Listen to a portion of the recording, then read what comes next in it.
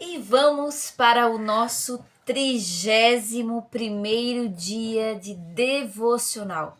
Se você ainda não se inscreveu no meu canal, se inscreva, aperte as notificações, deixe seu comentário, deixe seu like, porque nós temos aí uma trajetória linda de aprendizado, de conhecimento, de reflexão. Hoje o autor traz o título como Entendendo Sua Forma. E o versículo é Salmos 39:13, que diz assim: Ah, sim, tu me moldaste por dentro e por fora, tu me formaste no útero da minha mãe. E aí depois ele continua: Somente você pode ser você mesmo. Ninguém pode ser você. E você não pode ser ninguém. Você só pode ser você mesma. Você mesmo. Só você pode. Você deve descobrir o seu propósito e vivê-lo. Ninguém pode fazer isso por você. Eu costumo dizer que a comida que você come não sustenta o outro, e a comida que o outro come não sustenta você. Então, viva o seu propósito e entenda verdadeiramente quem você é. E aí o autor continua: Deus projetou cada um de nós de modo que não houvesse réplica em todo mundo. Ninguém tem exatamente a mesma composição de fatores que tornam você tão único. Isso significa que ninguém mais no mundo será capaz de desempenhar o papel que Deus planejou para você. Se você não fizer sua contribuição individual para o corpo de Cristo, ela não será feita por mais ninguém. A Bíblia diz: existem tipos diferentes de dons. Existem maneiras diferentes de servir.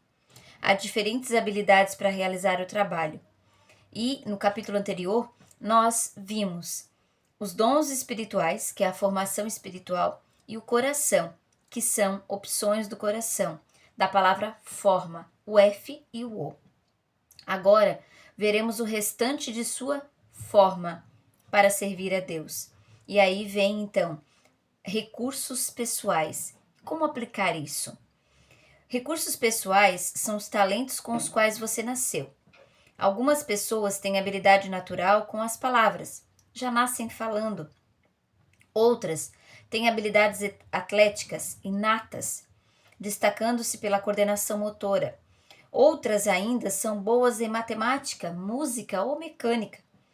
Quando Deus quis construir o tabernáculo e fabricar todos os utensílios para a adoração, providenciou artistas e artesãos que possuíam destreza, habilidade e plena capacidade artística para desenhar e executar trabalhos em ouro, prata e bronze, para talhar e esculpir pedras, para entalhar madeira e executar todo tipo de obra artesanal.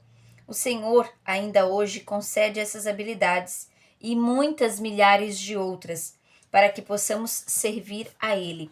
Então lembre-se, todas as habilidades que Deus deu a você, deu a mim, são habilidades para servir a Ele, para servir ao outro como se nós estivéssemos servindo a Jesus Cristo. E aqui é muito claro, e aquilo que eu venho falando, algumas lives e posts no meu Instagram, você é único e exclusivo. Neste mundo de bilhões de pessoas, não existe ninguém igual a você. Ninguém. Você foi esculpido pelo Senhor. Você foi esculpido pelo Pai, nos detalhes. E depois o autor continua: as habilidades vêm de Deus.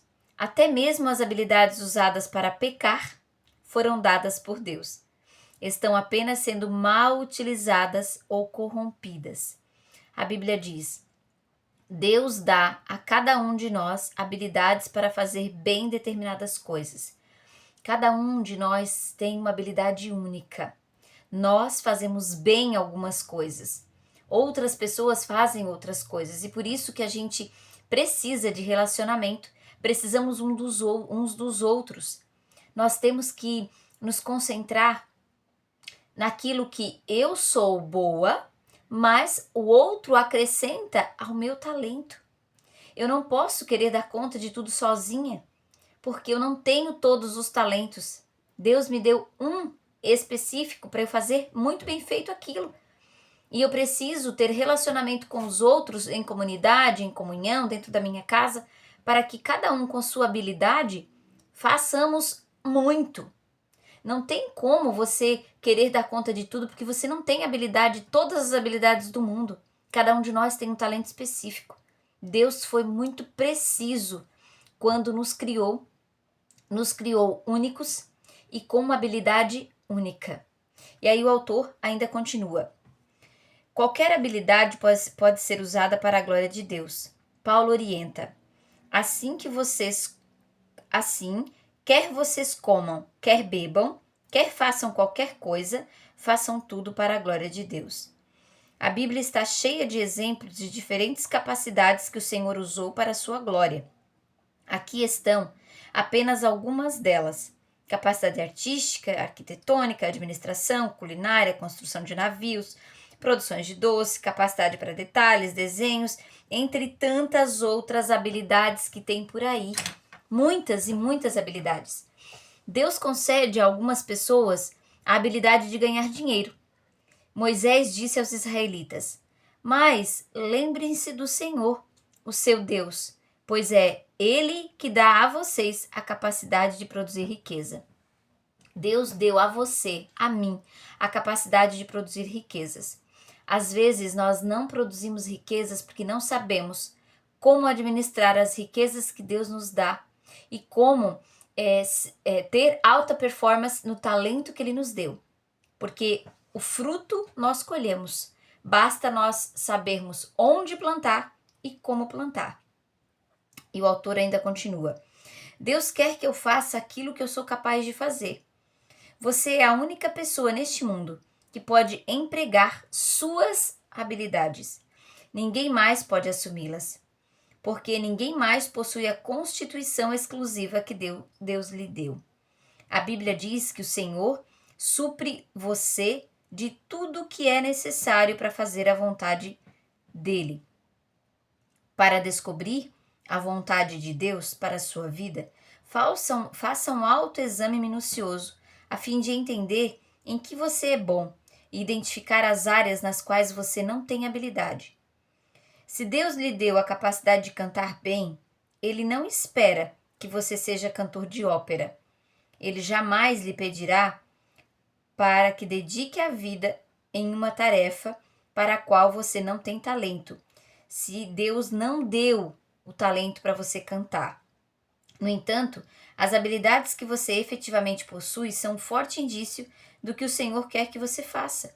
São pistas para que você conheça a vontade de Deus na sua vida. Se você for bom em projetar, recrutar, desenhar, organizar, é seguro supor que os planos dele para a sua vida incluem tal habilidade de alguma forma. Deus não desperdiça a capacidade. Ele combina nosso chamado com nossas habilidades. Então reflita, pare um pouquinho e reflita no que você é bom. Você faz o que muito bom que as pessoas dizem assim, nossa, ninguém faz isso tão bem igual a você. O que você faz de tão bom? Qual é o seu talento nato? É aquilo que você precisa desenvolver. É ali que você precisa servir. E servir com alta performance, com excelência. E o autor ainda continua. Usando seu modo de ser.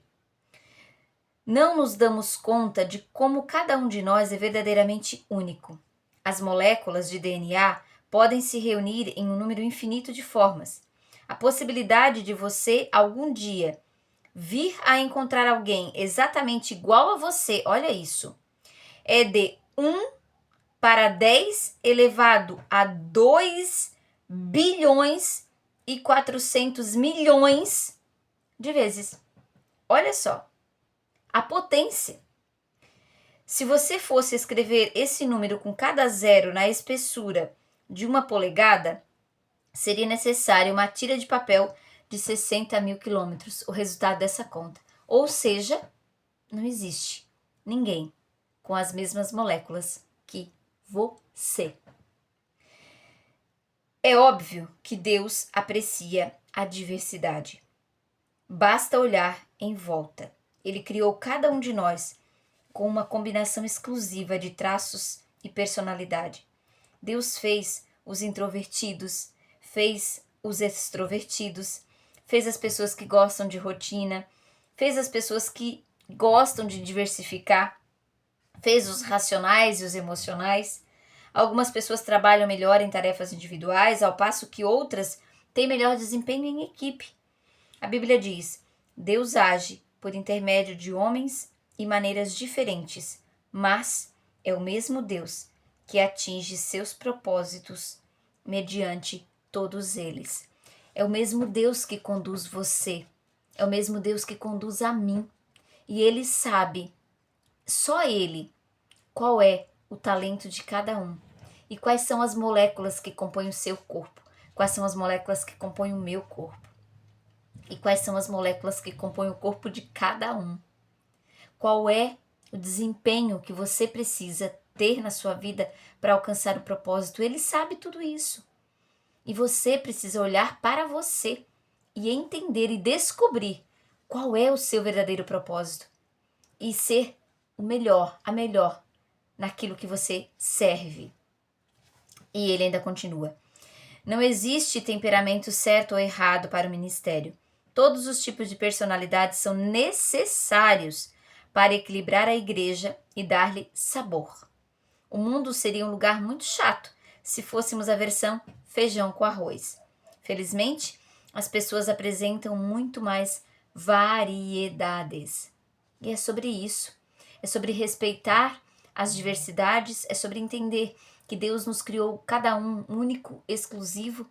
É sobre aceitar que você tem especificidades que o outro não tem, e da mesma forma o outro também tem especificidades que você não tem.